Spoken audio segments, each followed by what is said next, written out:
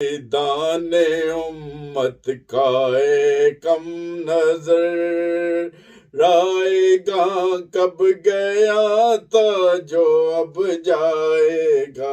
हूँ शहीदान उम्मत काए कम नजर आएगा, कब गया था जो अब जाएगा।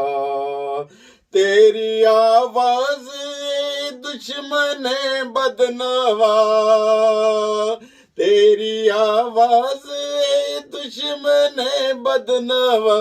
दो कदम दूर दो तीन पल जाएगी,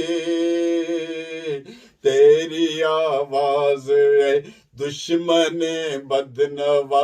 दो कदम दूर दो तीन पल जाएगी, तेरी आवाज है दुश्मन बदनवा। दो कदम दूर दो तीन पल जाएगी। अभी जो कप्तान ने जो तहरीक चलाई आज़ादी की, उस पर किसी पार्टी के किसी बंदे से मैं मुखातब नहीं हूँ, खार पाकिस्तान से मुखातब हूँ। इसलिए पाकिस्तान बचाने